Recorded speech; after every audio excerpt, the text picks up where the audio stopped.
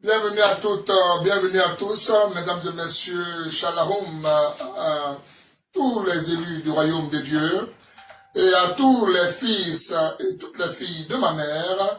Je voudrais donc vous adresser toute notre reconnaissance pour votre fidélité à la page qui ne donne gloire qu'à celui qui mérite, mais à votre fidélité surtout à la lumière qui s'invite chez vous alors que nous sommes bel et pile à l'heure 21h30 quand la lumière s'invite dans vos lanternes. Nous allons donc toucher une écriture aujourd'hui du livre des Proverbes, mais bien avant, préparez-vous donc car ce que nous vous avons promis, eh bien, ça va démarrer dès ce mercredi à venir. De quoi s'agit-il? Nous allons pouvoir aborder les grands secrets et les codes de la prière. Attention, les grands secrets et les codes de la prière que Dieu exauce. Attention, c'est précis. Les grands secrets et les codes de la prière que Dieu exauce. Nous allons à chaque jour ajouter peu à peu, étape par étape. Et bien donc, nous démarrons ce mercredi avec le premier point, le premier code. C'est le suivant. Savez-vous que ce n'est pas tout le monde qui doit prier? Premier code, tout le monde ne doit pas prier. Oui. Alors, qui doit prier? Et le deuxième code, ce sera comment prier. Attention, là nous sommes dans les choses des personnes matures. Beaucoup de personnes se plaignent d'avoir à prier, mais très peu de personnes l'ont fait en vérité. S'en plaignent pourquoi? Parce qu'ils ne sont pas exaucés. Comment voudriez-vous être exaucé alors que votre prière est tout un blasphème? Oui, parfois, dans l'ignorance, vous émettez des phrases, vous émettez des attitudes remplies d'hypocrisie. D'autres fois, même ce que vous demandez est contraire à l'enseignement que Dieu donne. Comment pourrait-il, dirais-je, exaucer une telle aberration? Voilà la raison qui fonde le pourquoi de cet enseignement-là, qui ôtera la frustration, restaurera et rétablira, selon la volonté de Dieu, parce qu'il est le plus pressé, c'est de vous exaucer, mais pas au prix de n'importe quoi, et même des abominations en parole, ou alors des insultes que vous faites à Dieu sans le savoir, bien inconsciemment. Voilà donc le pourquoi de notre séance qui commence ce mercredi ici, là. Nous allons travailler donc sur les grands secrets de la prière. C'était une promesse il y a pratiquement 2 mois de cela. Et bien, nous allons commencer à déposer les plats dans les pieds. Attention, ce n'est pas la nourriture des débutants, mais bel et bien la nourriture des hommes faits. Pour être parfait. À toutes et à tous, je voudrais à nouveau vous souhaiter la shalom et vous dire que le rendez-vous de cette soirée-ci est pratiquement le ministère pastoral qui sera exercé par, n'est-ce pas, l'Esprit de Dieu pour nous éclairer concernant le thème qui nous rassemble. Il est le suivant, n'est-ce pas, celui qui a beaucoup d'amis, n'est-ce pas, avoir beaucoup d'amis causera ta perte. Très, très, très fort. Cela va nous permettre de pouvoir faire une exhortation, même mieux, appeler votre attention sur les difficultés que vous avez à être et à pratiquer la volonté de Dieu. Donc, il est important, parfois, lorsque vous voulez très haut, d'atterrir et de faire la marche. C'est très important. Alors ce soir, bienvenue à toutes et à toutes, mesdames et messieurs. Abo, tam tam, tapotez, j'aimez, partagez, likez la vidéo. Et puis, j'aimez-la au maximum. Il faut taguer les uns les autres, il faut les taper pour qu'ils viennent au rassemblement parce que le chef du village va parler. Alors, salam à toutes et à tous. Soyez les bienvenus, mesdames et messieurs. Nous sommes donc dans la préparation d'un thème qui sera un thème fondamental au bien-être du croyant, à son aise et à la preuve que Dieu l'écoute, que Dieu l'entend. J'ai nommé la prière. Nous préparons donc cette grande conférence sur la prière, sur les grands secrets de la prière. C'est très important.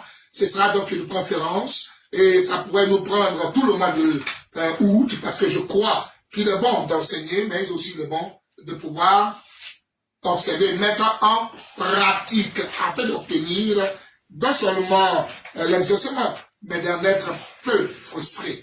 Alors vous allez comprendre, lors de cette grande conférence qui commence ce mercredi, sur les grands secrets de la prière, et qu'il y a des codes qui sont violés, et des gens s'attendent à un exaucement. Bien parfois, vous violez des codes, bien parfois, vous êtes hors de Dieu, en dehors de Dieu, et vous voulez que Dieu vous suive dans votre perfidie, ce qui n'est pas possible, chers frères et sœurs. Alors des gens sont frustrés parce que des prières ont assez duré, des prières ça fait 10 ans, qui n'ont pas d'exaucement, les gens ne savent pas pourquoi Dieu adopte cette attitude de non-exaucement. Est-ce que c'est Dieu qui adopte cette attitude ou est-ce que c'est vous qui êtes en dehors, n'est-ce pas, de sa volonté? Voilà pourquoi il faut comprendre et connaître Dieu pour pouvoir le pratiquer et pour pouvoir l'aimer davantage. Mes chers toutes et tous, ayez partagé au maximum, soyez fidèles à la page qui ne donne gloire qu'à celui qui mérite. Voilà, ce soir, nous allons travailler dans, n'est-ce pas, l'œuvre pastorale. C'est important aussi de parfois descendre. Et attention, ce sont les grandes révélations qui sont avec les mercredis. Aujourd'hui, nous allons aborder, n'est-ce pas, avoir beaucoup d'amis causera certainement ta perte. Très, très, très fort. Grand message, puissant message. Eh bien, vous en aurez goût dans juste quelques secondes. Le temps pour moi de partager et pour vous de m'imiter et de partager. Ayant partagé, taguez les uns les autres, aimez la vidéo. Soyez polis dans vos commentaires, sinon vous serez bloqués et supprimez définitivement de cette page ici. Nous ne sommes pas ici pour élever la chair, ni un pasteur, ni quoi que ce soit, mais nous croyons fortement qu'il n'y a qu'un seul qui mérite d'être pasteur, parce que nous ne sommes que des comme, et lui, il est parfaitement l'apôtre de son église, il est le docteur de sa parole, et il est le pasteur de ses brebis, de son troupeau. Alors à toutes et à tous, très bonsoir, à la partager. On va monter dans une seconde. Nous allons donc visiter le thème au moins 2 fois, une lecture pissée d'un seul petit verset, mais je vous l'avais déjà dit que les thèmes ou les versets les plus simples de la Bible sont les plus difficiles à expliquer. Dans la simplicité, notre Dieu se cache. Alors je voudrais vous demander à toutes et à tous de partager, d'appeler les uns les autres et le direct va commencer. Proverbe chapitre 18, le verset 24. Écoutons 2 fois la lecture. Proverbe 18, verset 24. Celui qui a beaucoup d'amis les a pour son malheur. Quelqu'un a vu ça? On va écouter à nouveau encore, hein? 2 fois au moins la lecture. Celui qui a beaucoup d'amis les a pour son malheur, mais il était ami plus attaché qu'un frère. On va écouter encore une 2e fois. Celui qui a beaucoup d'amis les a pour son malheur. Celui qui a beaucoup d'amis, il les a pour son malheur. Oui. Mais il est tel ami plus attaché qu'un frère. Mais il y a un ami qui est plus attaché qu'un frère. Donc celui qui a beaucoup d'amis, n'est-ce pas, il les a, ces amis-là, pour sa perte. Nous saisissons que avoir beaucoup d'amis nous conduit absolument à la perte. Et la Bible a dit vérité. Notre démarche sera pastorale ce soir. Et c'est très important que vous en goûtiez aussi l'importance de la pastorale, de l'œuvre, et aussi, bien entendu, de la manière dont un véritable pasteur doit pouvoir travailler. Le pasteur, dans son ministère donc de prédicateur, devra accentuer sur la restauration, mais mieux sur le principe, les choses basiques de la vie chrétienne, veiller à ce que cela demeure en chaque croyant, mais mieux, le pasteur entretient les fondamentaux de la vie du croyant. Le pasteur entretient donc son rôle à lui, c'est le rappel des basiques de la vie du royaume. C'est très important, ça n'a rien à voir avec certains pasteurs qu'on voit pas.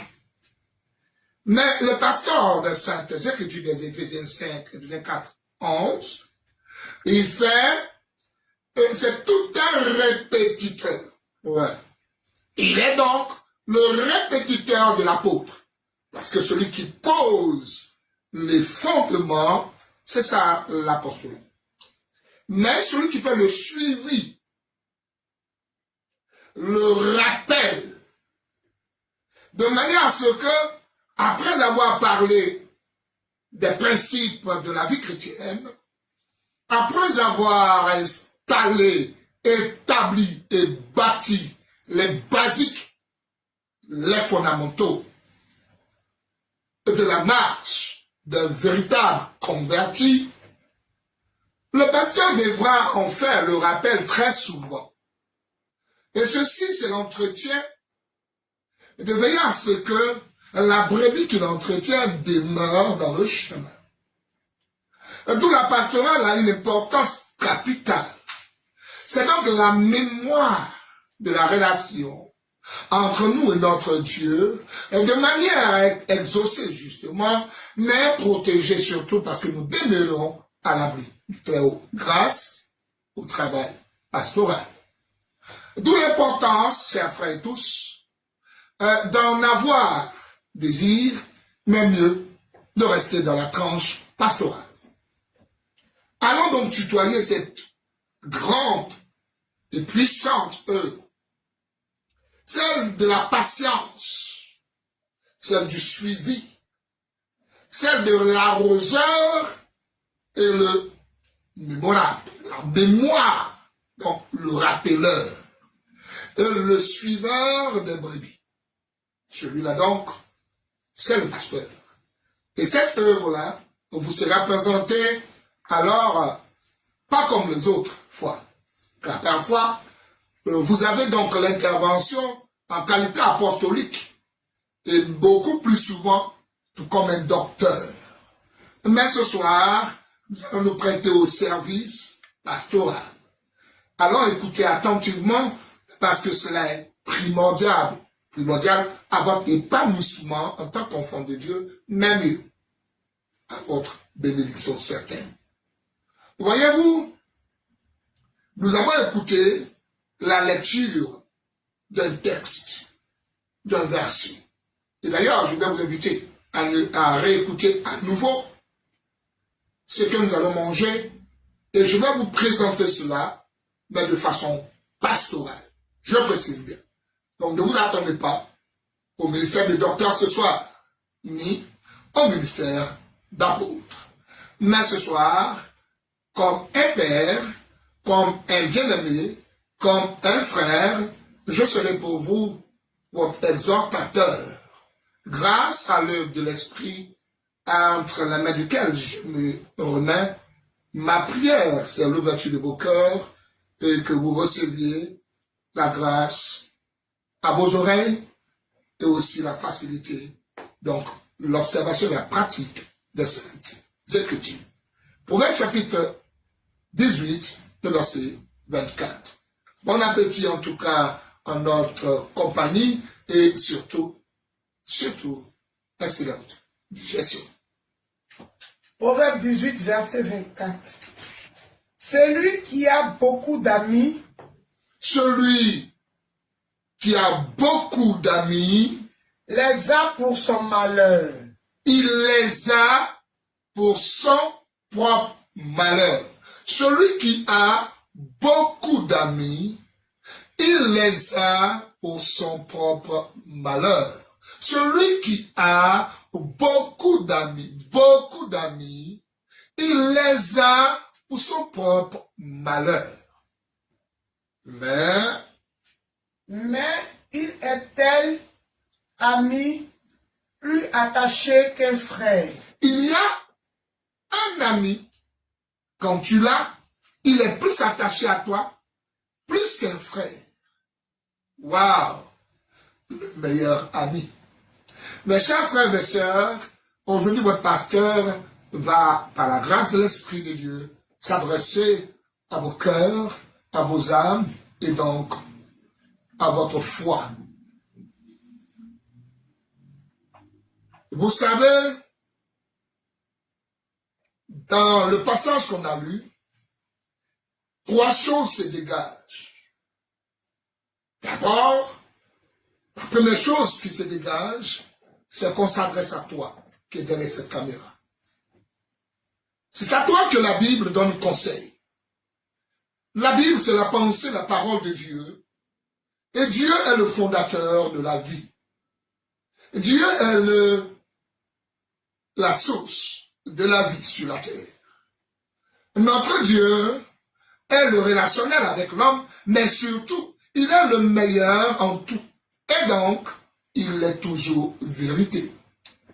Bien-aimés, quand nous naissons sur la terre des hommes, nous découvrons des choses que lui connaît bien longtemps d'avance. Et c'est en ce moment que nous nous faisons notre opinion personnelle, parce que nous avons grandi, parfois nous croyons connaître de meilleures choses. Alors que peut-être qu'elles sont les pires de notre existence. Et donc celui qui a la capacité de nous renseigner et de nous aider à éviter des frustrations, des incidents, des humiliations, n'est nul autre que Dieu lui-même, créateur, bâtisseur et donateur de la vie terrestre. Mes chers tous, sachez ceci, si notre Dieu est le détenteur du sens de la vie, il est donc le mieux placé pour nous en parler. À cet effet, il dira ce que nous avons entendu. Celui qui a beaucoup d'amis, il les a pour son propre malheur.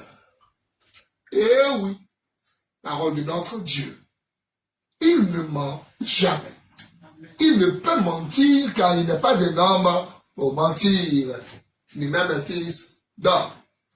Donc, s'adressant ce soir à toi, notre Sauveur va donc aller plus loin et apporter ses recommandations et quiconque les suivra, il en mangera le miel.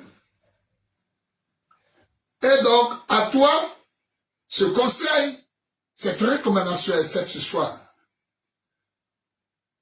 La Bible dit, Dieu dit, le fondateur de la vie, celui qui a le secret de la vie, et le secret pour réussir ta vie, celui qui connaît les principes et qui connaît le chemin de ton succès, celui qui connaît le bonheur là où il se trouve, n'est nul autre que ton Dieu. Et c'est lui qui te dit, avoir beaucoup d'amis te causera certainement ta perte. Alors, c'est toute une exhortation à définir les relations dans la vie. Donc, il décrit, il dénonce le fait d'avoir beaucoup d'amis. Il dit que cela n'est pas bien, car en réalité, ça va te causer ta propre perte. Mes amis, un ami, il a beaucoup plus que camarade. Voyez-vous? C'est comme celui avec qui on partage des secrets. C'est notre confident. C'est celui avec qui nous partageons librement nos préoccupations, voire nos projets, nos ambitions et les secrets les plus profonds au fond de nous. Donc, notre ami, il a une autre âme que nous avons. Parce que dans le mot ami, vous avez le mot âme. Donc, nous sommes liés à un ami. Nous sommes rattachés à un ami. À un ami, on ne cache rien. Cela voudrait dire en même temps que ton ami te connaît mieux que même ton propre père. Ton ami te connaît plus que tes frères et sœurs. Parce qu'à ton ami, tu dis ce que ton père ne sait ou que tes frères n'ont jamais su te concernant. Mais ton ami est donc celui qui te connaît le mieux, et plus que tes parents, et plus que toute autre personne. Il sait tout, mais alors là, absolument tout de toi, tout sur toi. Il connaît même tes ambitions, même tes projets. Avoir beaucoup d'amis, ici, c'est en fait s'éparpiller. C'est aussi se livrer à plusieurs personnes qui détiendront tes secrets. À plusieurs personnes qui te connaissent, qui connaissent tes forces et tes faiblesses. Alors là, il te dit, cela est très dangereux pour toi. Par exemple, même Dieu, connaissant et maîtrisant tellement l'amitié, il n'en a eu qu'un seul, en vérité.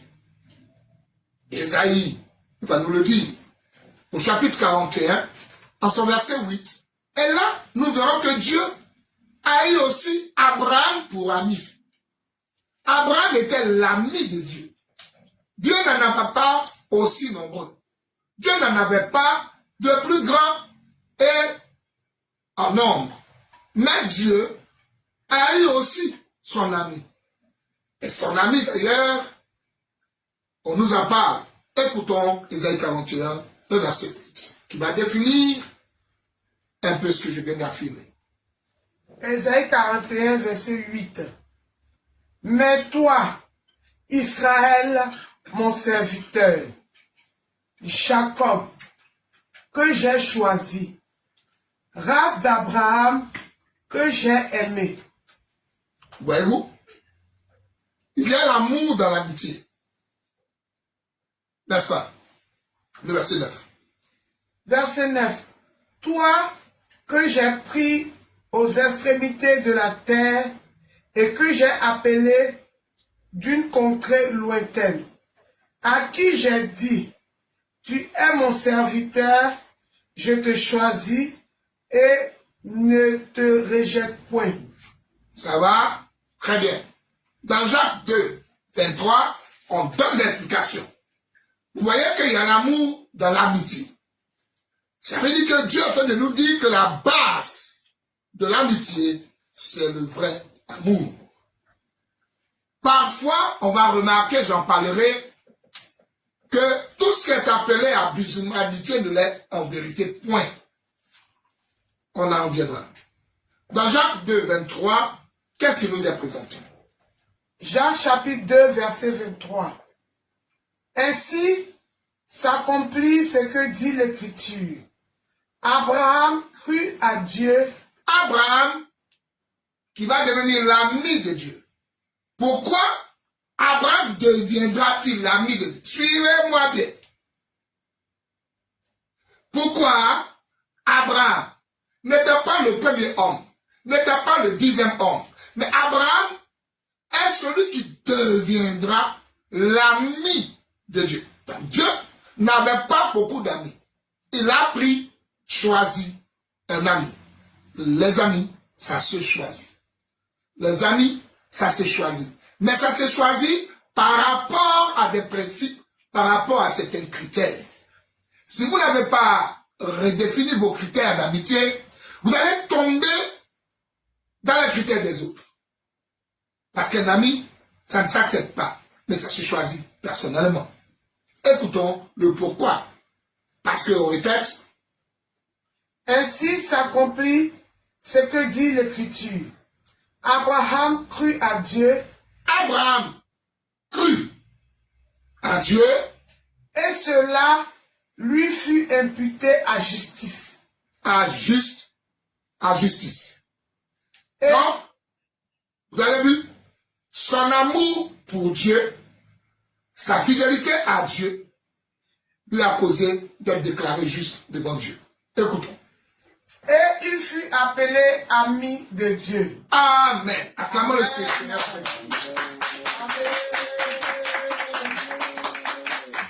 Vous voyez pourquoi il fut appelé ami, comment on appelle ça, ami de Dieu? C'est bien cité ici. D'abord, ils ont dit quoi? Répétez la lecture. Regardez comment on devient ami de Dieu. Regardez comment Abraham a été défini comme ami de Dieu. Regardez. Jacques 2, 23. Ainsi s'accomplit ce que dit l'Écriture. 1. Abraham crut à Dieu. Abraham a eu foi en Dieu. Et cela lui fut imputé à justice. Très bien. Et il fut appelé ami de Dieu. Très bien. Vous voyez que tout le monde ne peut pas être ami de Dieu. Mais il y a des critères sur lesquels Dieu a déclaré son unique ami, son seul ami, comme étant Ibrahim. Allons plus loin. Abraham est reconnu comme le modèle du croyant. Mais le modèle du croyant que Dieu veut. Abraham est celui qui a entretenu une relation très intime et il avait une très grande foi en Dieu. Il avait même confiance totalement en l'Éternel. Il se confiait tellement à Dieu et il avait tellement confiance en Dieu qu'il lui obéissait sans se poser aucune question. Quel que soit ce que l'Éternel lui demandait, il le faisait tout bêtement, sans se poser aucune question. Alors l'Éternel, ayant vu cette dimension de foi, cette dimension de confiance en lui, et l'Éternel lui ayant demandé même l'impossible, Abraham ne s'est même pas posé une seule question, tout comme bêtement, il lui faisait totalement confiance, et savait que quel que soit ce que son ami lui demanderait, cela serait bon pour lui. Il a donc totalement obéi. Voilà la séduction dont a été victime notre Dieu envers son ami Abraham. Donc l'Éternel l'a pris pour ami. D'ailleurs son seul ami. Donc Abraham avait une relation d'amitié avec Dieu. C'est une relation basée sur une très grande confiance. Et une relation basée sur une intimité. Il est devenu donc l'ami de Dieu parce qu'il avait une grande foi, confiance en l'Éternel. Et à cause de cette confiance qu'il avait en Dieu, il ne souffrait d'aucun doute vis-à-vis de son ami. Donc, dans l'amitié, on ne doute pas de l'autre. Alors il est devenu celui qui a pratiqué la plus grande obéissance à Dieu. D'ailleurs, si vous vérifiez dans Exode 33, verset 11, l'Éternel lui parla face à face. Mais ce n'est pas que l'Éternel seul qui a eu aussi un ami. Je toucherai le Christ lui-même. Et dans Jean 15, 14 à 15, là-bas le Seigneur va dire, et je cite, et ça c'est facile à croire. Donc, même le Christ a eu aussi des amis. Le Seigneur, il arrive, regardez, c'est la même procédure. Le Seigneur arrive, il y a des gens qui doutent, il y a des gens qui ne croient pas, mais il y a 11 ou 12 personnes qui lui ont donné toute leur confiance et qui sont devenus ses suiveurs, qui lui obéissaient aux doigts comme aux hommes à la première de ses yeux. Et selon sa requête, on voit que les disciples, croyant autrefois, ayant foi en Dieu, ayant foi au ministère de Christ, à un moment donné, le Christ les ayant observés dans leur attitude, un jour, Jean chapitre 15, verset 14 à 15 va nous dire, je ne vous appellerai plus mes amis, je ne vous appellerai plus des disciples, je ne vous appelle plus des croyants, mais vous devenez pour moi aujourd'hui mes amis. Écoutons la lecture de la première suite. Jean 15, verset 14 à 15. Vous êtes mes amis si vous faites ce que je vous commande. Ah, vous voyez? Donc Abraham est devenu ami parce qu'il a fait ce que Dieu lui commande. Est-ce que tu vois ça? Et le Seigneur maintenant bien simplifié. Vous êtes mes amis si vous faites. Donc si vous pratiquez, si vous obéissez à ce que je vous commande. Donc c'est facile. Écoutons la suite. Verset 15. Je ne vous appelle plus serviteur. C'est donc au départ mes serviteurs. Donc ce n'est pas tous les serviteurs de Dieu qui sont ses amis. Mais vous, je ne vous appelle plus serviteur. Parce que le serviteur ne sait pas ce que fait son maître. Donc, ici, il y a une limite quand on a une relation avec son employeur. Mais là, il va au-delà. Moi, je ne vous ai rien caché. Oui. Mais je vous ai appelé mes amis. Pourquoi? Parce que je vous ai fait connaître tout ce que j'ai appris de mon Père. Autrement dit, tout ce que le Seigneur avait dans la tête, il a déversé dans leur tête. Amen. Parce qu'il a vu en eux une obéissance, une foi, une croyance, une soumission totale. Amen. Mes amis, écoutez-moi très bien. Parce qu'ils avaient confiance totalement en leur Seigneur. Ils l'aimaient de toutes leurs forces et de toute leur foi. Ils croyaient entièrement à lui. Donc, il y a dans la Bible certains éléments qui fondent l'amitié. 1. On voit la loyauté que les disciples ont eue vis-à-vis du Christ. La fidélité. Ils ont surtout cru en lui. Et ils ont obéi à tout ce qu'il leur a commandé. Ils lui ont fait totalement et entièrement confiance. Donc, ils ont demeuré par rapport à ses exigences fidèles et ne s'en sont détournés guère. Ensuite, faire tout ce qu'il leur a demandé en suivant sa volonté.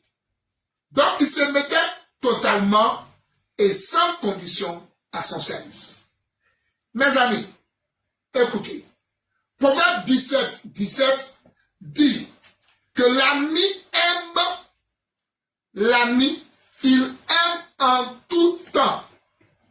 C'est-à-dire que quelle que soit la circonstance, l'ami, son amour ne changera jamais. Dans le malheur, l'ami doit devenir un frère. Amen. C'est pourquoi, Jean 15, regardez le verset 23. Vous allez voir la preuve. Jean 15, 23. Celui qui me haït est aussi mon Père. Jean chapitre 15, rassurez-vous, verset 23. Jean 15, 23. Celui qui me hait est aussi mon père. Vérifier. Continuez, hein. Verset, si je n'avais pas fait parmi eux. Le verset que je suis en train de citer, votre version, je vais vérifier, c'est ça. Le verset dit, il dit quoi? Que l'ami est celui qui donne. Voilà. Il dit, l'ami est celui qui te donne son plus grand amour, en mourant pour toi. Ça veut dire, Jean, c'est ça, Jean 15, 23.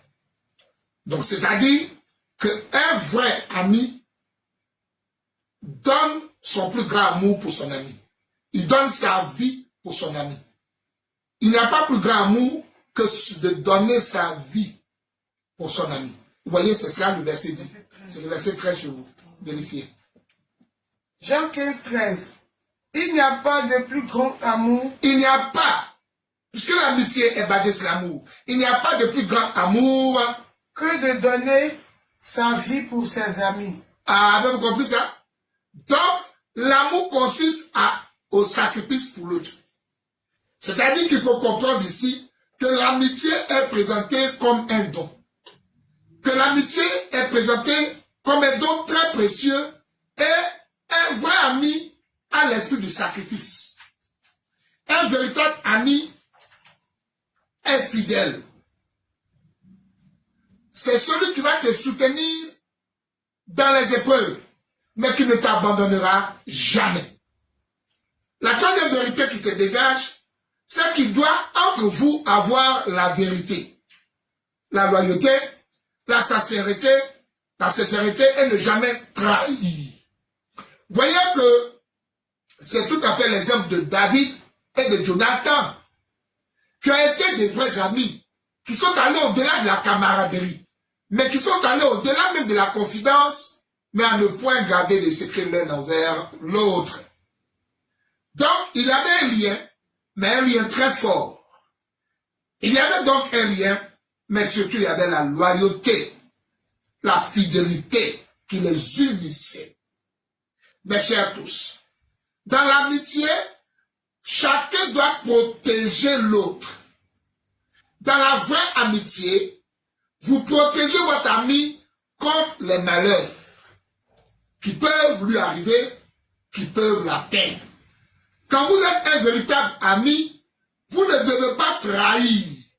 Vous devez rester loyal et fidèle. Mes chers tous, il y a un amour vrai dans l'amitié qui est vrai. Il y a la sincérité qui doit être le quotidien dans une véritable amitié.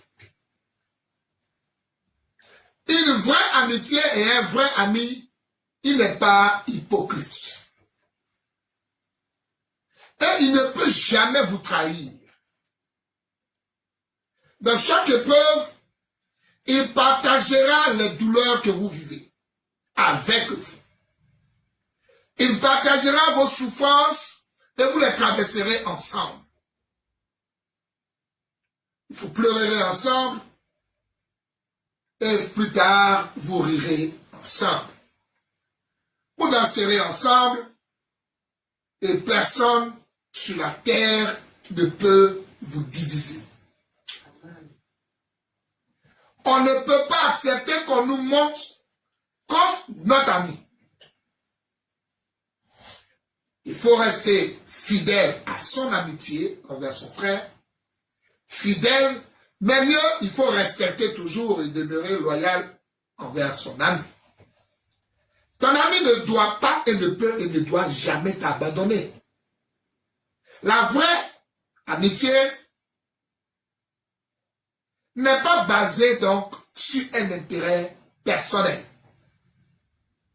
Soit de l'argent ou pour gagner quelque chose d'autre, gagner quelque chose de l'autre.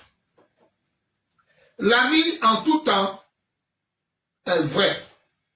L'ami en tout temps est sincère. Mais un vrai ami ne profite pas de toi. mais il partage tout avec toi. Pas de secret, ni de cache-cache, pas d'hypocrisie. Le vrai ami donc ne te fera jamais de mal. Le vrai ami ne posera jamais des actes ou un acte qui va te blesser. Mais il sera toujours comme un protecteur, comme un défenseur, comme un conseiller.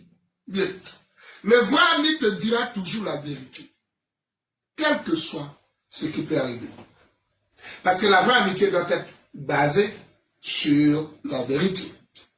Un bon ami cherche toujours à aider. Il fait ce qu'il faut pour voir son frère progresser, devenir meilleur. Ton ami est celui donc qui est ta vraie famille. Voyez-vous? Il ne te fera jamais de mal. Il te défendra contre tous. Et en toutes choses, il ne te trahira jamais. Vous convenez, mes chers tous, que lorsque un malheur arrive, ton ami devient maintenant un frère. Il va au-delà de l'amitié. Il doit adopter l'attitude fraternelle envers toi. Psaume 119, verset 63, Psaume 25, verset 24, et surtout Psaume 33, verset 1 qui dit, et je cite, qu'il est bon, il est doux pour des frères de demeurer ensemble. Mes chers frères, ça, c'est de manière rarissime sur la terre. Combien sont aussi loyaux et fidèles et sans hypocrisie envers nous? Regardons donc des personnes, par exemple, qui ont beaucoup d'amis. Et vous voyez, la nature devra donc nous enseigner. Dans le monde, on voit une amitié que les hommes appellent amitié, mais qui en réalité est une fausse amitié.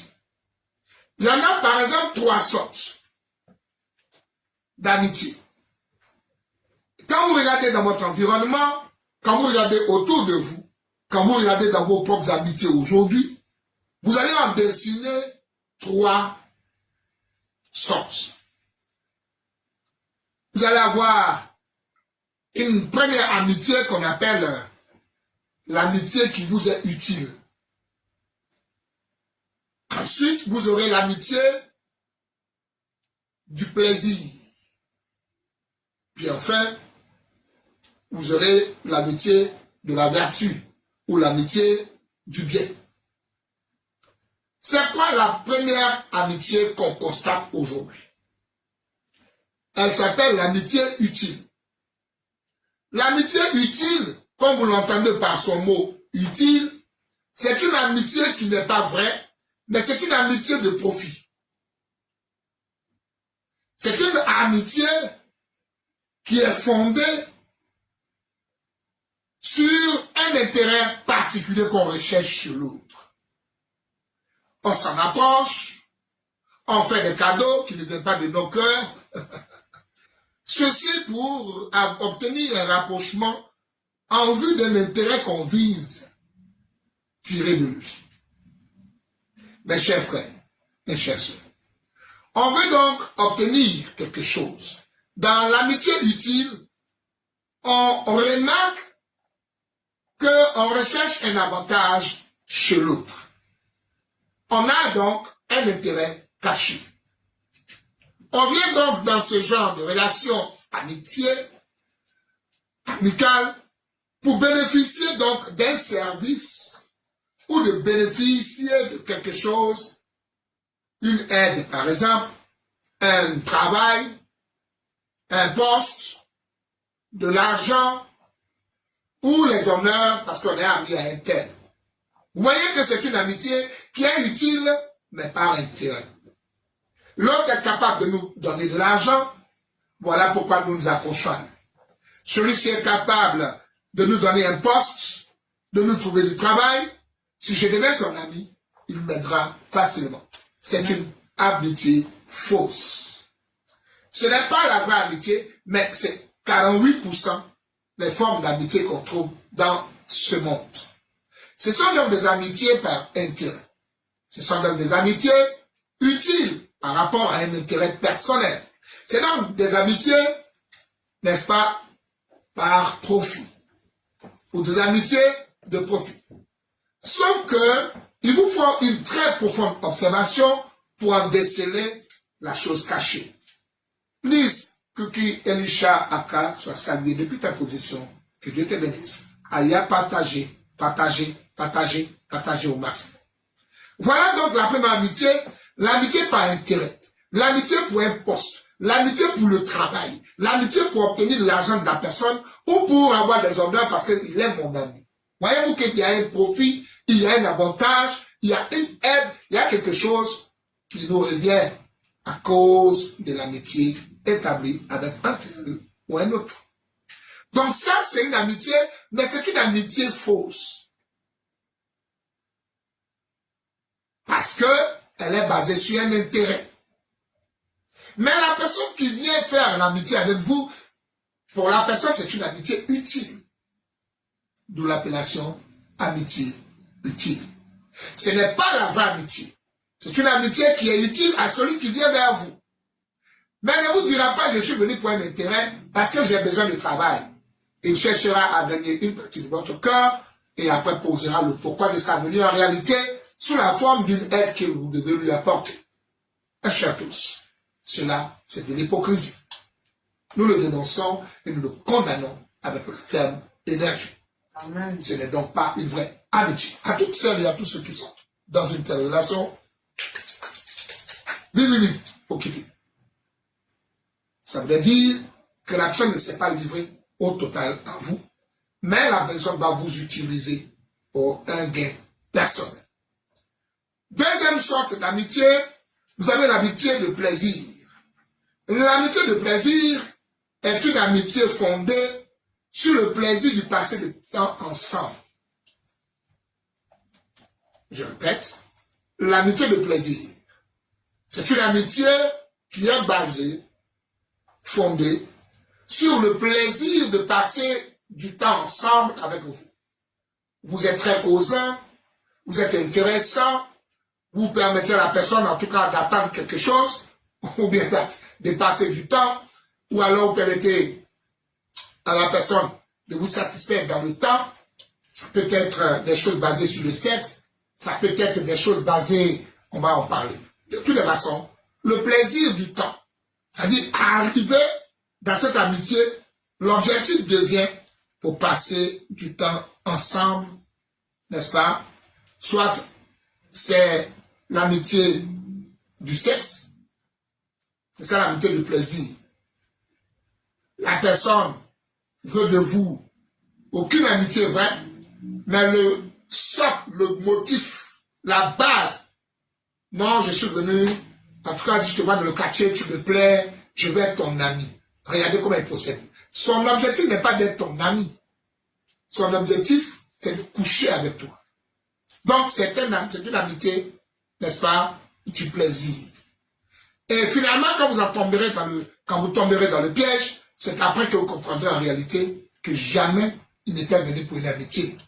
Mais bien plus encore, parfois, cette amitié de plaisir, ça peut être pour le plaisir sexuel, vous lui plaisez de votre forme, vous lui plaisez de vos yeux, de votre style ou de votre manière de faire, c'est alors qu'il vient à vous pour le sexe. Mais il ne déclarera pas au départ, il utilisera, bien entendu, le chemin de l'amitié, force encore ici, mais pour obtenir et atteindre un objectif de plaisir. Plaisir n'est pas forcément lié au sexe. Il y a aussi le plaisir de l'alcool. Des amitiés sont fondées pour se retrouver en bar, boire, et donc des amitiés de divertissement. Mes chers frères et chères sœurs, il y a des gens qui vous accordent leur amitié parce qu'ils aiment bien votre compagnie, vous êtes très bavard. Vous lui permettez de passer du temps devant une bouteille de bière. Mais mieux, il y a des jeunes hommes qui vous approchent parce que vous avez la main Facile. Il devient bon petit, comme un petit ami, mais finalement, vous verrez que c'est à cause de l'alcool. Donc, il y a des amitiés qui se font autour de boire, autour du sexe. Même des gens deviennent amis parce qu'ils sont rigolos. Vous riez ensemble, vous aimez, il vous fait rire, alors vous acceptez qu'il devient votre ami parce qu'il il fait rire. Mais après, vous comprenez qu'il n'est pas venu vous amuser. Donc, il y a ces amitiés de plaisir, de passer le temps, soit devant l'alcool, soit de partager ensemble avec vous un temps. C'est une amitié de loisir, de promenade, pour rencontrer des gens, connaître des choses. Vous voulez passer par lui pour rencontrer un DG. Vous voyez donc, c'est en réalité basé, cette forme d'amitié-là, sur le moment présent. Très important à dire. Ça va changer, je vous le dis. Lorsque l'intérêt de la personne va basculer, ça va changer. Parce que vous ne lui serez plus utile. Donc c'est une amitié du moment présent. Parce que la personne va évoluer. Il lui faudra encore une autre forme d'amis qui ne sera plus vous. Donc, d'un moment à l'autre, cette forme d'amitié-là, elle va s'écrouler. Et il aura d'autres ambitions. Il voudra un autre goût de sa vie ou à sa vie. Eh bien, il a obtenu ce qu'il cherchait et son besoin sera ailleurs, plus avec vous. C'est en ce moment que vous verrez, vous ne pouvez plus le contacter, il va vous mettre sur liste noire, il va vous bloquer, il va vous trouver toutes les stratagèmes pour vous expliquer, il sera absent à des rendez-vous, ce n'est plus comme avant. Vous avez remarqué, ça veut dire que son intérêt est comblé, mais son intérêt est maintenant ailleurs. Ça aussi, nous le dénonçons et nous le condamnons parce que c'est basé sur une fausse amitié. C'est totalement de l'hypocrisie. Troisième et dernière forme d'amitié que nous constatons tout autour de nous, c'est ce que nous dénonçons. Il faut dire que cela est fondé sur le respect, ça peut être professionnel, ça peut être des connaissances, mais avec qui vous n'avez pas trop de choses, mais seulement c'est une amitié d'admiration. Vous appréciez quelqu'un, vous l'admirez, vous aimez les formes d'une femme, vous aimez, voilà. Et c'est un moyen de devenir ami à une telle personne, mais en réalité, ça vous donne de l'honneur, ça vous donne de l'orgueil, ça vous donne d'être prince, d'être, je sais plus, etc. Mais quand vous rentrez dans les Saintes Écritures, après avoir dénoncé les trois fausses amitiés qu'on voit dans le monde, et les gens appellent ça beaucoup, ils appellent ça amitié. Alors qu'en vérité, ce n'est pas de l'amitié. C'est de la ruse, tout simplement, de la ruse. Vous allez voir qu'en Christ, quand on rentre en Christ, en vérité, Philippiens 4, 6, c'est clair, écoutons ça, parce que je commence à rentrer maintenant dans les choses profondes. Partageons.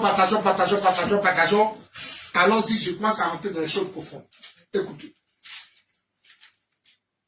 Philippiens 4, verset 6. Ne vous inquiétez de rien, mais en toute chose, faites connaître vos besoins à Dieu. Très bien.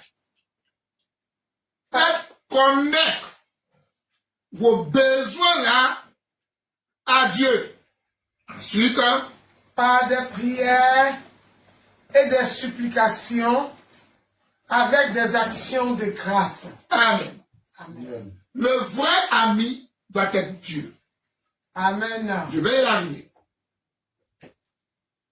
On nous a dit tout à l'heure dans le texte de base que le vrai ami est plus qu'un frère. Où l'amitié doit aller à devenir fraternelle, mais on dit plus qu'un frère. Écoutons le texte de base. Vous allez voir notre premier texte qui est Proverbe. On va voir le texte de loi quelque chose.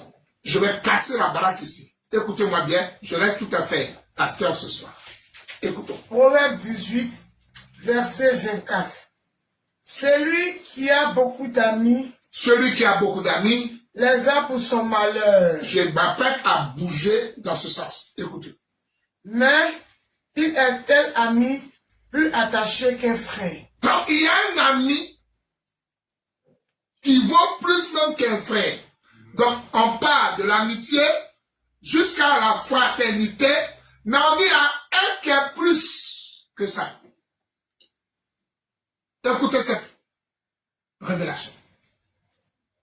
Un ami, tu l'as de temps en temps. Retenez ça. Un ami. Ça va? Ben voilà, donc on est de retour. Que Dieu vous bénisse, que Dieu vous bénisse. Partagez, partagez, partagez, partagez, partagez. Bon retour à vous. Nous sommes en train de travailler, petit à petit, nous sommes en train de monter dans la profondeur. Et voilà, nous sommes en train de revenir petit à petit. Alors, partageons, partageons, partageons. Voilà, c'est pas de notre faute, hein. Voilà, donc je crois qu'il faut continuer à partager. Là, ils sont de rentrer dans les profondeurs maintenant. D'accord? Donc, partageons, partageons, partageons. Ça nous fait énormément de bien. Voilà, partageons, partageons. Ok. Donc, on partage. Alors, on va poursuivre. Donc, on disait tout à l'heure que les trois sortes d'amitié que nous trouvons dans le monde, dans ce monde-ci, depuis que ça passe, ces trois sortes d'amitié-là sont des fausses amitiés. C'est les païens, les mondains qui ont cette forme d'amitié parce que dans le monde, justement, il n'y a pas de vérité, il n'y a pas de sincérité. C'est un monde organisé sur le mensonge, basé sur l'hypocrisie et non sur la vérité. C'est alors que nous avons commencé à travailler maintenant en vous donnant ce que la parole de Dieu dit. Et là, nous allons commencer à rentrer dans les profondeurs. On a donc lu le texte et il est dit quoi dans le texte de base? Attachez vos ceintures, je monte. Proverbe 18, verset 24. Celui qui a beaucoup d'amis, Celui qui a beaucoup d'amis, les a pour son malheur, oui, mais il est tel ami, il est tel ami plus attaché qu'un frère. qui lui est plus attaché qu'un frère. Donc on a l'ami qui est ici comparé à un frère et on a plus qu'un frère. Donc écoutez-moi maintenant, ce que vous devez retenir, c'est que le vrai ami, le véritable ami, doit devenir un frère. Mais voici ce que l'Esprit me dit maintenant. Un frère,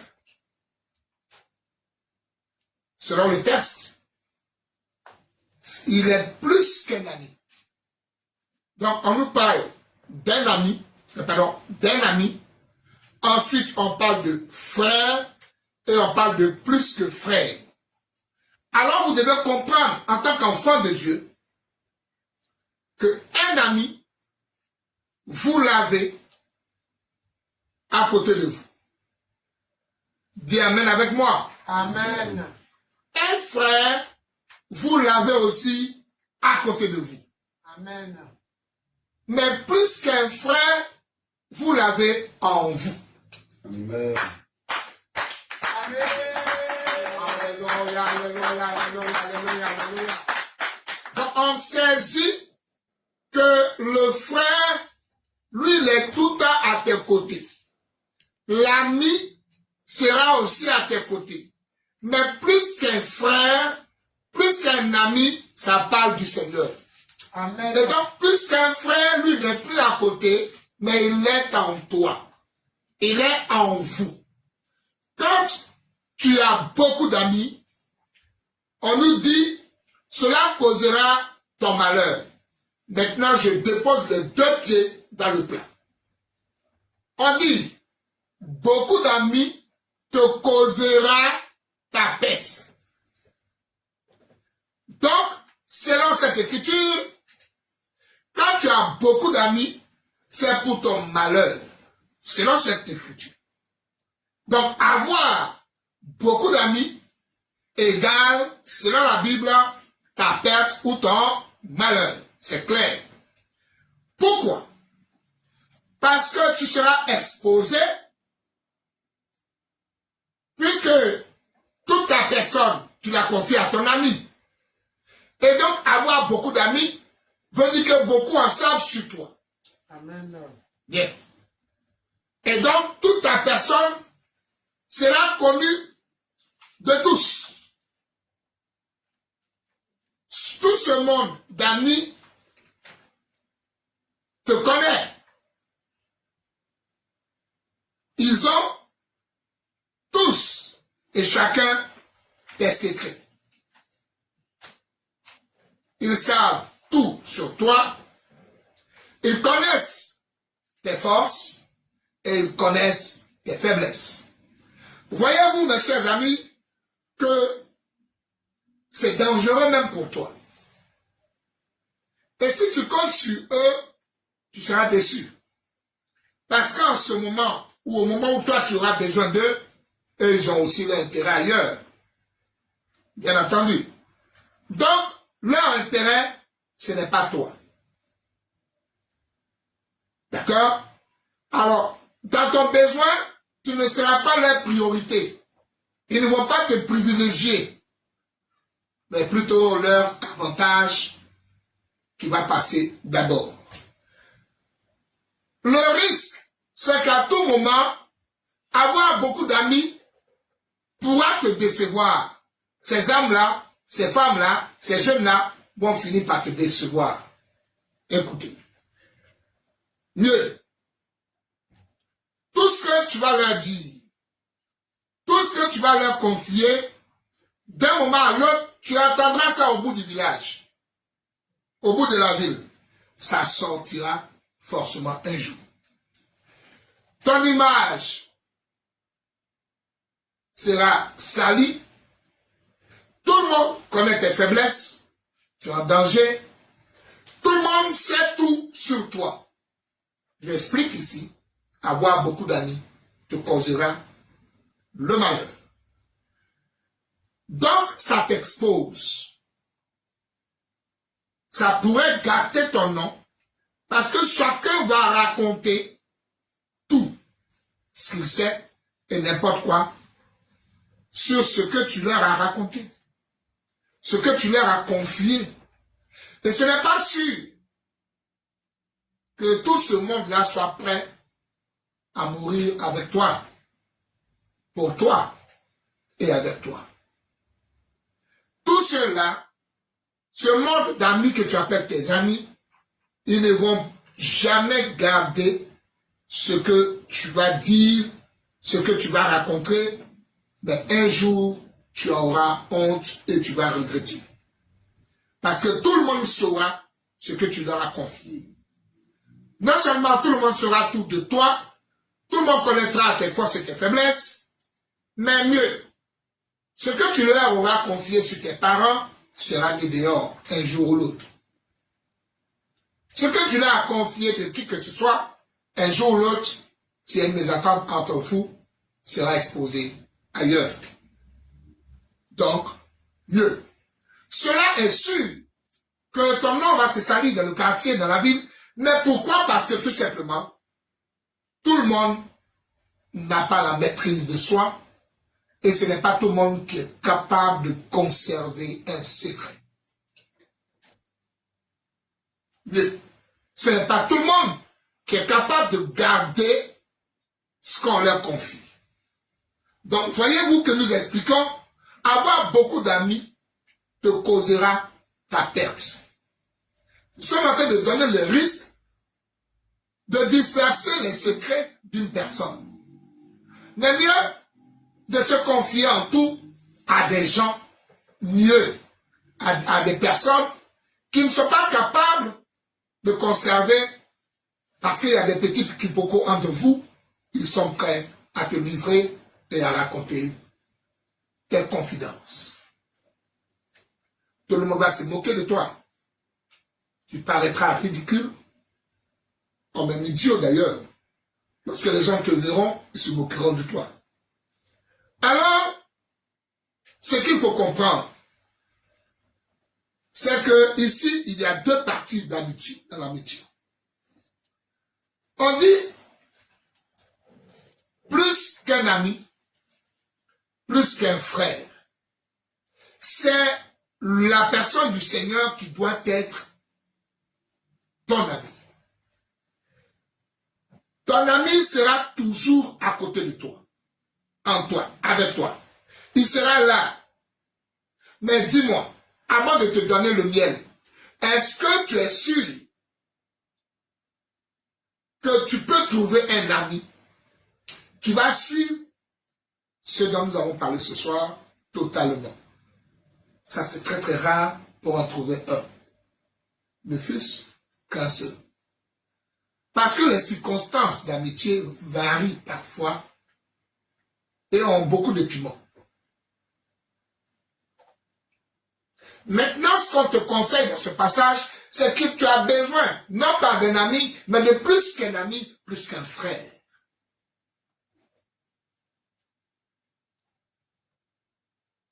Et celui dont on te parle ne doit pas être à côté de toi. Parce que le passage dit plus qu'un frère. Donc, un ami est à côté de toi, un ami est devant toi, mais plus qu'un frère, il est en toi. Et lui, il sera toujours avec toi. Il traversera tout avec toi. Il demeurera avec toi.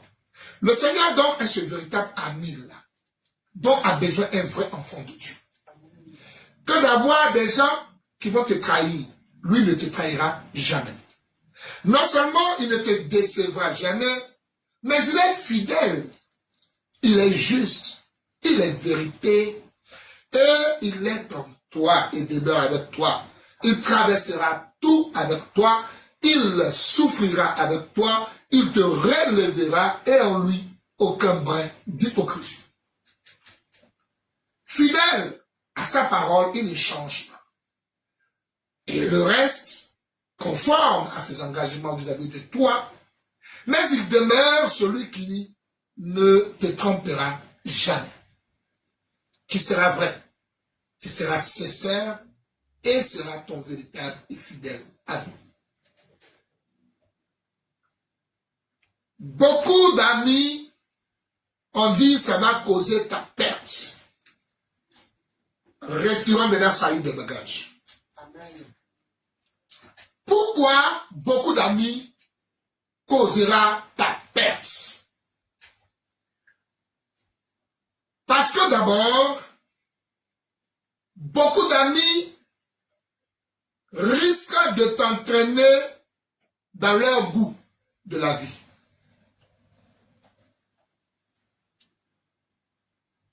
Ils vont tuer ta vie de prière. Ensuite, comment ils vont tuer? En te promenant partout dans les choses inutiles. 2. Et beaucoup d'amis là vont certainement à tout moment t'entraîner dehors. Tu finiras par leur ressembler. Tu finiras certainement par être comme eux. Mieux, tu finiras par faire comme ils ont dit. Tu n'auras donc plus de vie de consécration. Tu n'auras donc plus de vie d'intimité avec ton Dieu. Mieux, tu n'auras même plus de vie de prière.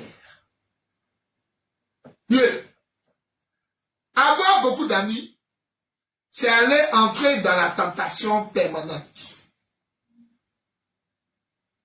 Parce que, à tout moment, tes amis te pousseront face à des épreuves de tentation. Beaucoup d'amis, c'est certains vont te souiller ton esprit. Ils vont souiller ton âme, que dis-je, ils vont te perdre. D'abord parce que leur causerie ne sera jamais sur Dieu, sur l'amour de Dieu, ni sur les choses de Dieu. Mais beaucoup d'amis, leurs causeries vont souiller ton esprit. L'état de ton esprit devient en putréfaction parce que les confessions, ce qui est affirmatif dans leur amitié envers toi, ce qu'ils confessent ne t'arrange guère et ne te sanctifie guère, bien au contraire. Cela va détruire la pureté de ton esprit.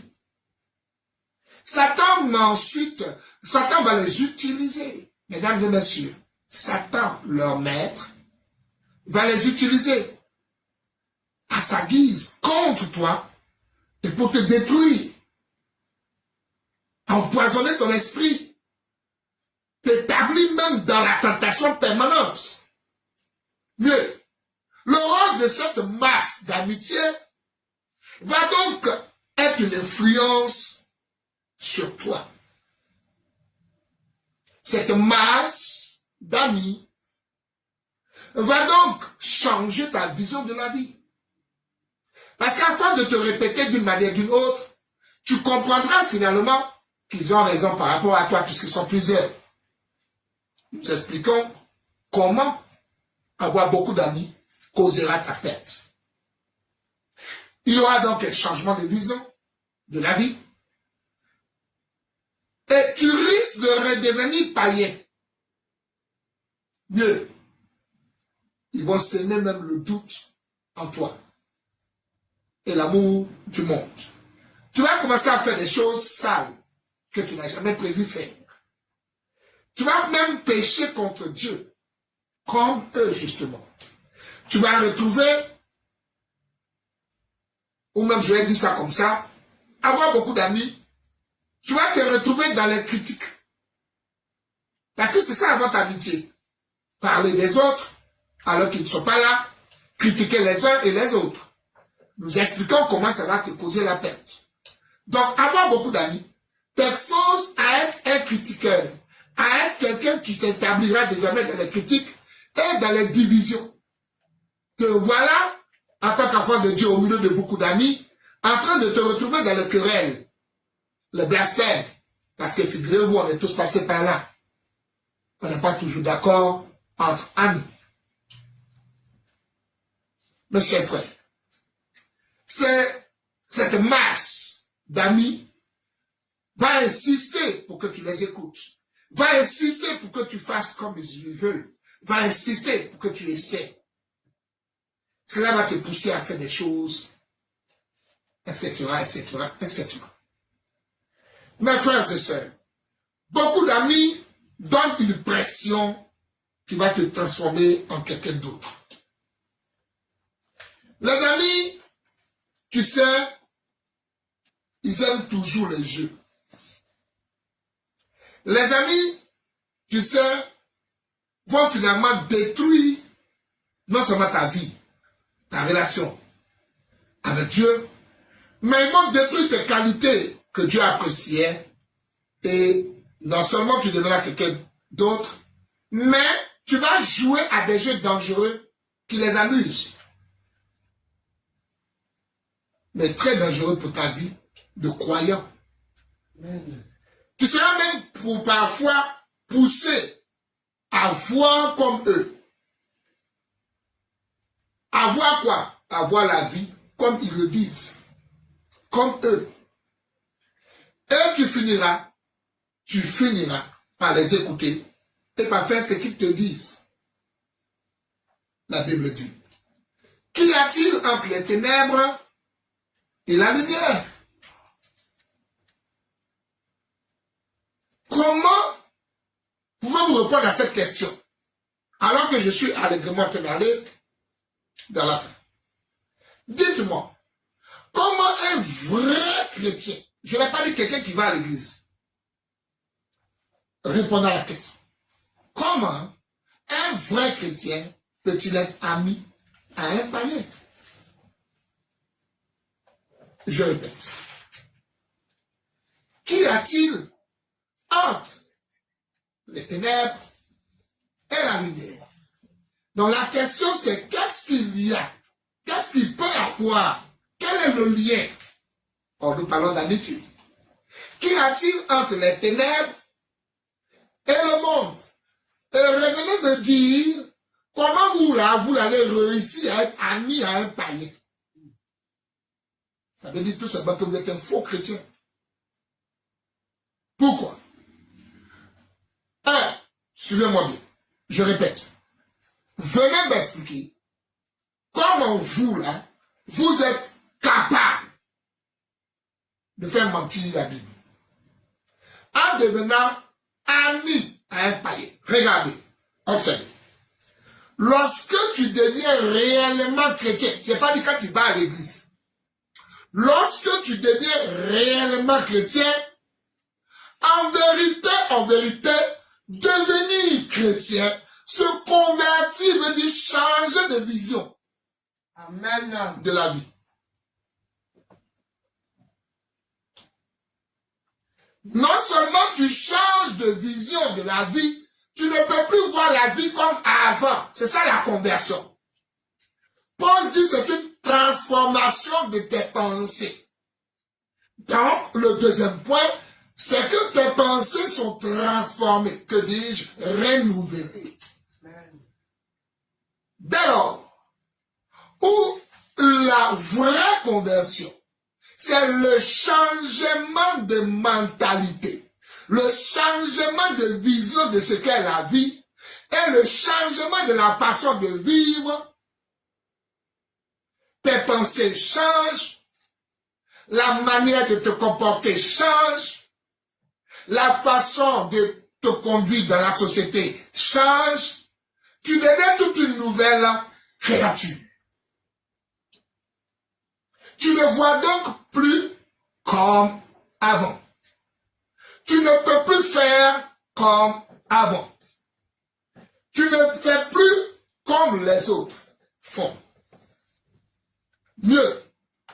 Et c'est ce qu'il faut retenir. Shalom depuis le pays où tu te trouves.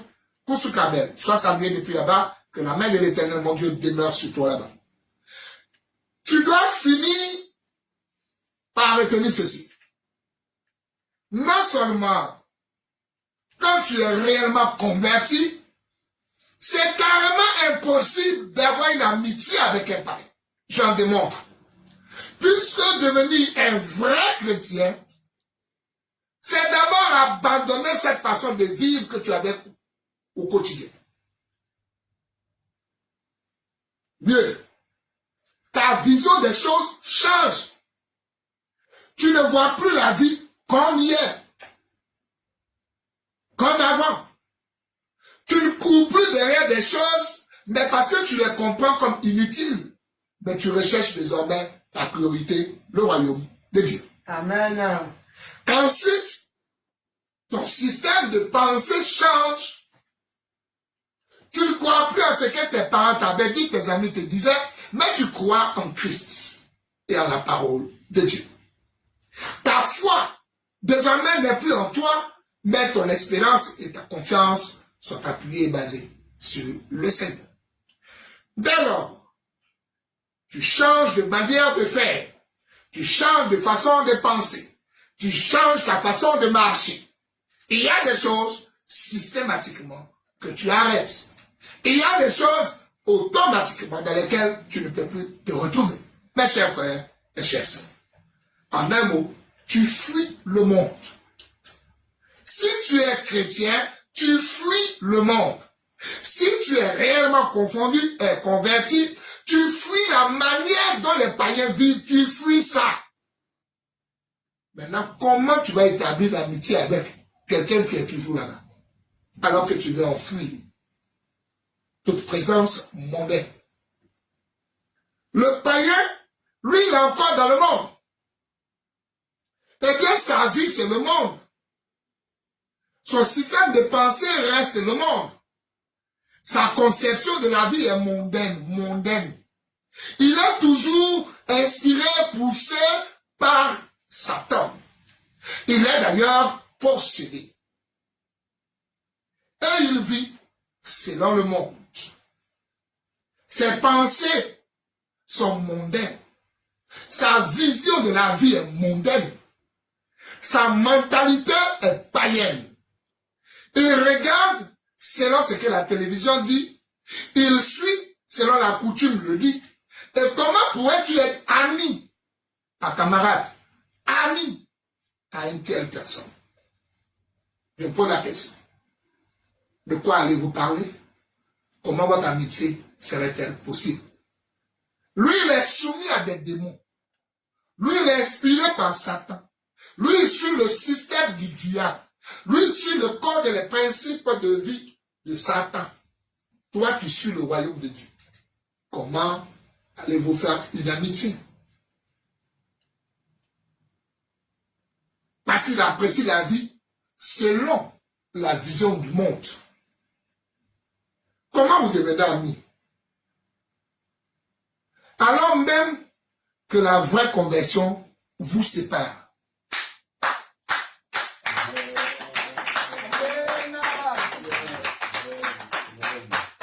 Cela est vrai à juste titre. Tenez-en une couche dans la langue. Première des choses. La vraie conversion, elle te fait justement quitter le monde. Abandonner le monde. Comment tu peux être encore ami avec quelqu'un qui est le symbole du monde, qui est dirigé, inspiré, guidé, orienté par l'ennemi que tu combats? Comment? Il fonctionne selon les pensées du monde. Toi, tu es converti, veut dire que tu fonctionnes selon les pensées d'un autre monde, le monde de Dieu. Qu'est-ce que vous allez vous dire? Quand lui dit à gauche, c'est Satan qui a dit à gauche. Quand toi tu dis à droite, c'est Dieu qui a dit à droite. Toi, tu iras où? Comment est-ce possible? Voilà comment ça va causer ta paix, parce que tu vas vouloir forcer ce que la Bible interdit. Les amis racontent toujours des bêtises. Par exemple, les amis, ça papote là. Et ça dit tout et n'importe quoi. Shalom. Que l'Éternel, mon Dieu, te bénisse. On attend tes partages. Tout le monde est en train de partager ici. Il faut partager. Dieu Adassa, il faut partager. Tout le monde est en train de partager. Les amis, ça raconte n'importe quoi. Ça raconte des bêtises. Ça critique. Ça fait des querelles. Ça dit des bêtises. Les amitiés. Mieux. Les amis encouragent toujours au péché. Vous ne verrez pas un groupe d'amis qui est en train d'encourager à la sainteté, à la sanctification. Non. Ils s'encouragent à faire le péché. Ils se lancent les défis de faire tomber les filles du quartier. Leur défi, c'est de tromper, c'est de trahir. Les amitiés ne conduisent dans ce monde-là que dans les maquis, que dans les bars, à faire tout. Il y a une perte de ton temps. Mes chers amis, les amitiés en grand nombre finiront certainement par causer ta perte. Parce que tu vas faire et tu vas commettre ce que Dieu t'a pourtant interdit. Tu seras obligé d'écouter tes amis. Et tu finiras par être contrôlé par tes amis. Et ce sont leurs pensées, leurs conseils que tu vas suivre. Donc ils vont te diriger, donc ils vont te conseiller, alors qu'ils sont mondains. Leur pensée est du monde. Leur imagination est satanique. Et ils sont sous le pouvoir de Satan. Ce sont leurs idées qui vont te conduire. Leurs pensées seront tes conseillers, alors qu'ils sont possédés. Les amis aiment des blagues. Les amis, c'est la moquerie. Parce que ce sont des moqueurs. Voilà pourquoi la Bible nous dit, dans le même psaume, que maudit soit quiconque s'assoit en compagnie des moqueurs. Oh, c'est ça l'amitié. Donc, c'est toute une malédiction. Acclame le Seigneur.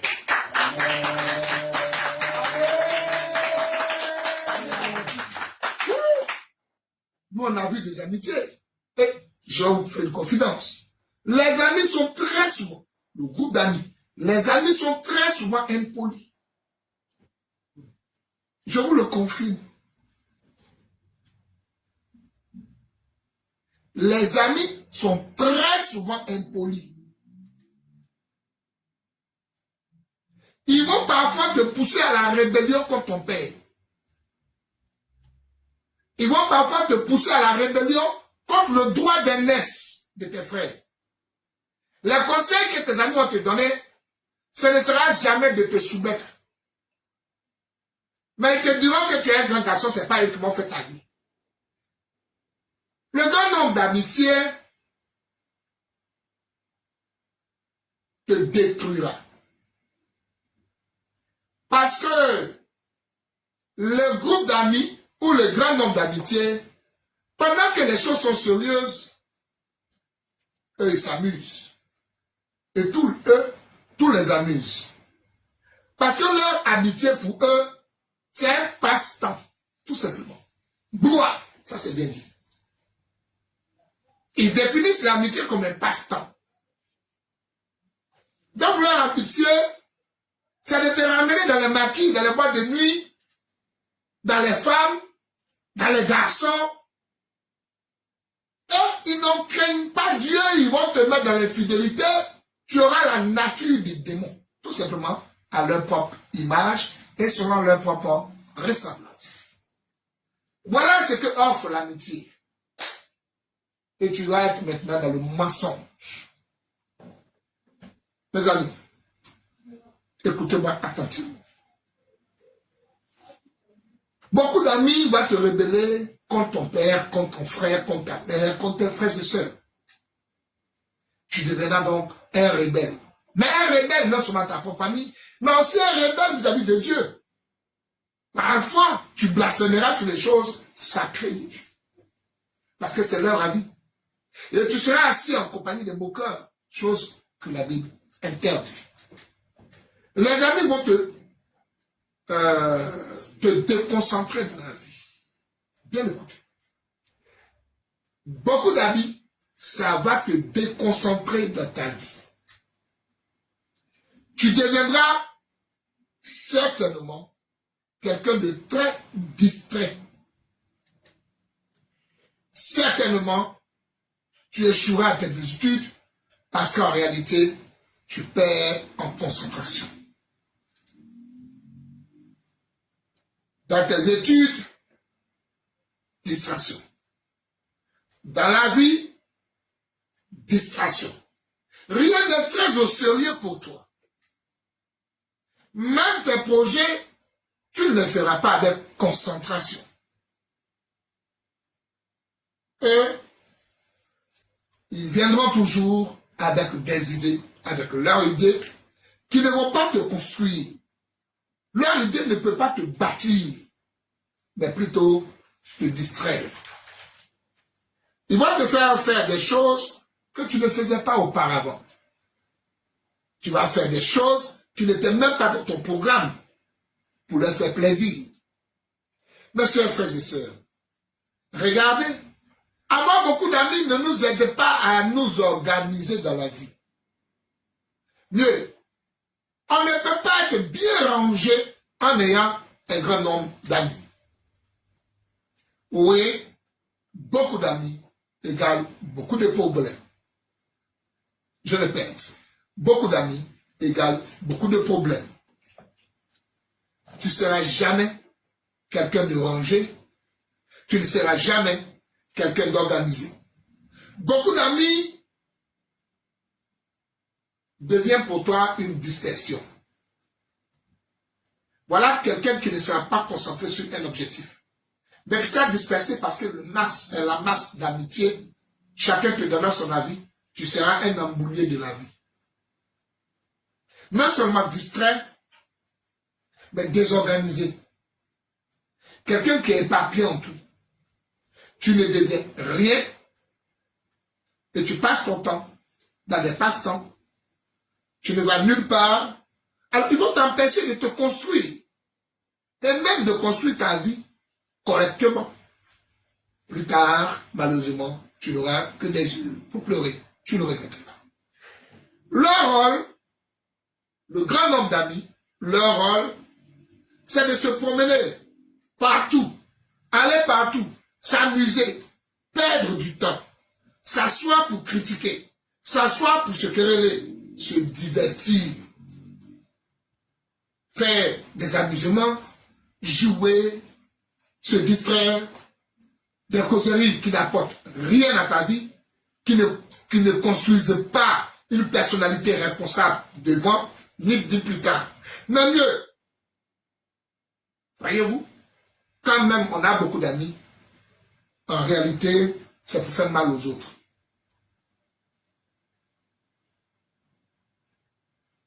Se montrer aux autres. L'orgueil anime votre amitié. Et finalement, beaucoup d'amis finiront par faire ta perte parce que je voudrais te conseiller de considérer au plus haut point ce conseil des Écritures. Donc, beaucoup d'amis te causeront ta perte. Ce n'est pas faux. Un seul est le vrai ami. Il doit être ton véritable ami. Si tu cherches réellement un ami, un vrai ami, écoute-moi. C'est le Seigneur qui est ton ami. Amen. Mais si au-delà du Seigneur, tu voudrais sur la terre avoir des amis, écoute ce que je vais te dire maintenant. En tant qu'enfant de Dieu, tu ne peux plus avoir pour ami quelqu'un qui est soumis aux démons à l'extérieur. Donc, ça veut toujours dire que si tu cherches des vrais amis, tu ne dois pas prendre quelqu'un parce qu'il va à l'église.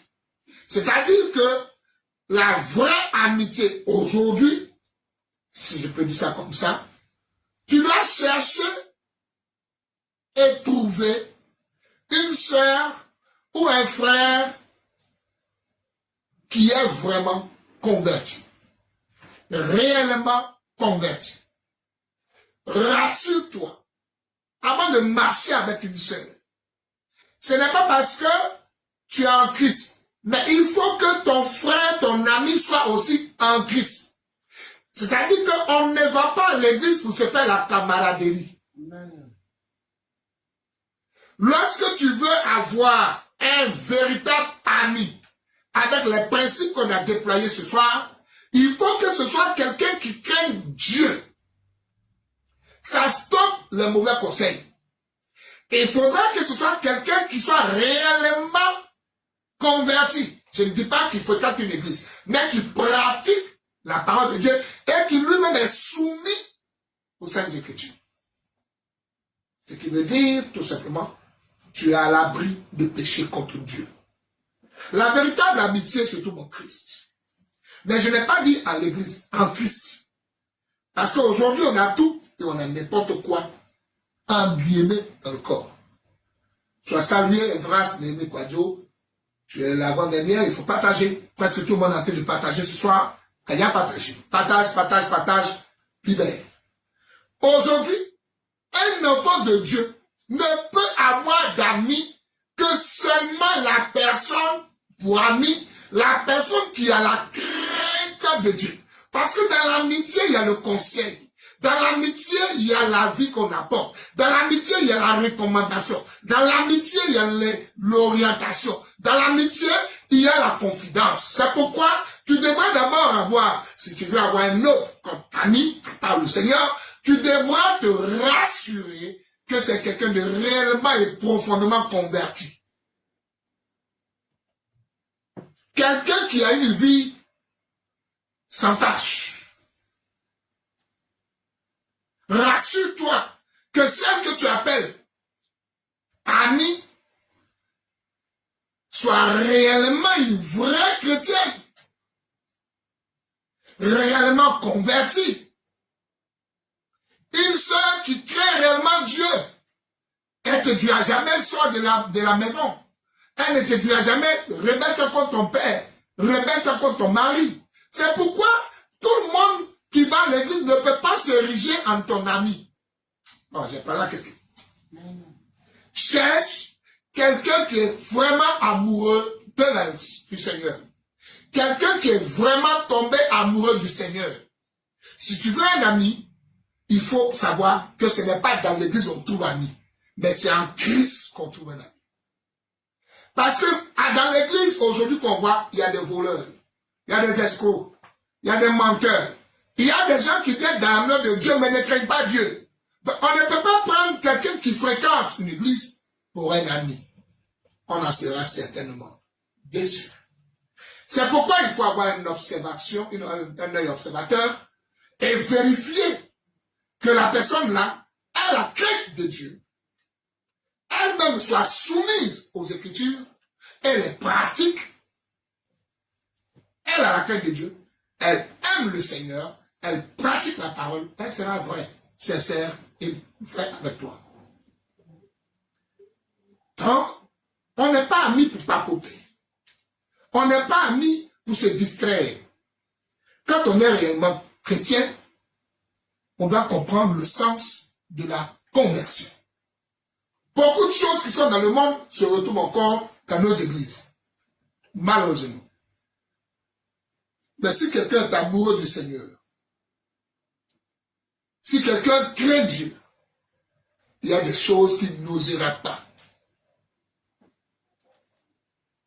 Une vraie sœur qui est en Christ ne pose pas certains actes contre sa sœur.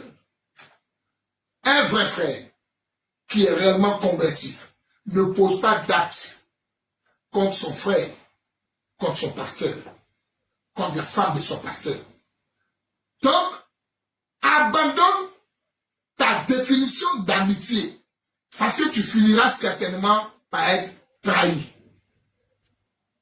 N'oublie pas que le meilleur ami, le véritable ami, n'est pas celui qui est à côté de toi, mais celui qui est en toi. Abandonne ce grand nombre d'amis. Ils ne sont pas pour toi des frères. Ils ne sont pas pour toi des sœurs. Mais tu cours et cela va concourir à ta perte certaine à venir.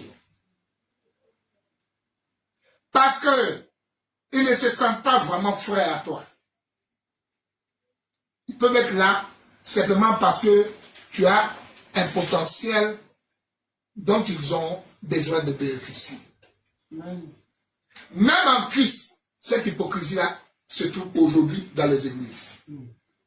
Des gens sont des profiteurs, des gens sont des menteurs, des gens ne craignent pas Dieu. Des gens même peuvent regarder un pasteur et mentir aux yeux du pasteur en face. Alors que quelqu'un qui est converti, qui est habité par le Saint-Esprit, qui a la crainte de Dieu, et qui écoute la vraie parole de Dieu, sert Dieu avec crainte et tremblement. Une vraie sœur en Christ ne te livrera jamais, ne t'abandonnera jamais. Elle ne rapportera jamais rien que tu lui as confié. Un vrai homme de Dieu ne te livrera pas à la vindicte populaire. Devenir ton ami est un risque quand tu n'as pas pris le temps de vérifier qui tu choisis pour être ami. Tu risques d'être la risée des autres si tu ne prends pas cet avertissement au sérieux. Les vrais amis, mes amis, ce sont des vrais convertis. Ah, dis amen avec moi. Amen. Les vrais amis, ce sont des vrais convertis. Des gens qui sont sincères, qui craignent Dieu. Pas des hypocrites, pas des faux, pas des menteurs et des menteuses. Le vrai ami est un frère La vraie amie est une sœur. Pas quelqu'un qui va avoir un couteau pour te piquer par derrière. Pas quelqu'un qui va rire mais du coin de ses lèvres. Mais, mon dernier conseil, avant de te laisser reposer dans ta maison, sache ceci. L'amitié est bonne. Avoir des amis en Christ même est bon. Mais recherche, les vrais chrétiens ne deviendront plus tes amis, mais deviendront tes frères. Mais non. Avoir un frère est plus fort qu'avoir un ami. Or, un frère, vous devez partager le sang. C'est-à-dire qu'en réalité, il doit être au-delà de l'amitié. Il doit avoir une fraternité avec toi. Il doit avoir les rudiments de Dieu en lui et avoir les sentiments de Dieu en lui. Et en te parlant, sache qu'il doit craindre Dieu de ne pas être la cause de ta chute de demain. Mais non. Chères sœurs, chers frères, mes chers amis du royaume de Dieu, la conversion n'est pas une astuce. Ce n'est pas un vêtement de sorcellerie. La conversion, c'est tout un examen de sa personne avant de se convertir. Il faut prendre une décision vraie. Être nous-mêmes vrais nous aidera à une véritable conversion. Que dis-je? À part l'amitié que tu recherches, mon exhortation en cette soirée était de t'exhorter à aller au-delà de l'amitié, mais avoir la fraternité. Amen. Choisis un frère. Un frère est plus qu'un ami. Une vraie sœur est plus qu'une amie. Sinon, tu continueras à risquer. Ton image, l'humiliation en public, et tes confidences et tes secrets seront au bout de la vie. Mais plus, ce soir, ma conclusion serait non seulement de rechercher plus qu'un ami, c'est vrai, tu peux rechercher un ami, mais ton ami doit être profondément chrétien. Mais moi, je ne te conseille même pas de t'arrêter là, mais d'aller au-delà d'un ami, d'avoir un frère. Et en tant qu'homme de Dieu, je te conseillerais d'aller au-delà du frère et d'avoir plus qu'un frère. Amen. Parce qu'en vérité, le plus que frère, c'est la personne du Seigneur. Amen. Et il a le meilleur ami, le meilleur confident, le meilleur conseil. Il est celui qui sera fidèle jusqu'à toi jusqu'à ta mort. Amen. Il restera, même mort, il verra sur toi. Amen. Même ayant disparu tes descendants, il en fera son alliance. Parce que comme David et Jonathan, nous avons vu que Jonathan est décédé. Mais Méphibosheth a hérité de l'amitié vraie et véritable entre son père et le roi David. Plus que David, plus que Salomon, le Seigneur fait encore et encore. Et pour toi, et pour chacun de tes descendants. Chers frères, chères sœurs, l'amitié avec le Seigneur ne se limite pas à vos deux personnes. C'est un contrat de ton sang avec ta descendance. C'est donc, au-delà d'une fraternité, une assurance que tu prends pour l'éternité concernant tes descendants. Amen. Avant la crainte de Dieu, marcher comme un fils du royaume, mais mieux établissons notre amitié avec lui. Car au-delà, tu vivras dans le sang de tes enfants, c'est-à-dire tout simplement qu'en en voyant tes enfants après ton enlèvement de la terre, le Seigneur se souviendra de votre amitié. Il l'a fait pour Abraham, il l'a fait pour David avec Jonathan, et il le fera encore parce qu'il n'a pas changé. Justement, il a le même hier, aujourd'hui et éternellement. Amitié avec Dieu, amitié avec le Seigneur, c'est une assurance pour ton futur, c'est une assurance de protection, c'est une assurance pour l'éternité et pour toi et aussi pour tes enfants. Amen. J'ai été très heureux d'être avec vous. Mon conseil est d'avoir l'ami le plus fidèle, l'ami sans hypocrisie, l'ami de la vérité, l'ami qui n'est autre que le Seigneur. Et celui qui va être le maire de vous sceller cette amitié n'est nul autre que le meilleur parmi les meilleurs, l'esprit de vérité, l'esprit saint. C'est alors que je vous conseillerais de sortir de l'hypocrisie dans votre vie chrétienne, de sortir du mensonge. Parce qu'en réalité, Dieu ne vous connaît pas tant que vous êtes hypocrite. Oui, le vrai consolateur devra être ton ami. On l'appellera conseiller. Il est donc ton conseiller. Il est ton aide inépuisable, ton protecteur rempli de toutes les capacités. Il restera et t'aimera de génération en génération. Lorsqu'il se souviendra de ta fidélité, de ta loyauté, de la crainte avec laquelle tu l'as servi, étant sur la terre, alors tes besoins seront ses besoins. Amen. Tes larmes seront ses larmes. Amen. Tes difficultés seront les siennes et tes douleurs seront partagées avec celui qui ne te trahira jamais, mais qui t'aidera à 100 000% à être meilleur chaque jour que le soleil brillera. Sa bénédiction demeurera avec toi. Amen. Chers amis, j'ai été très heureux donc, de pouvoir nous entretenir, apporter la lumière.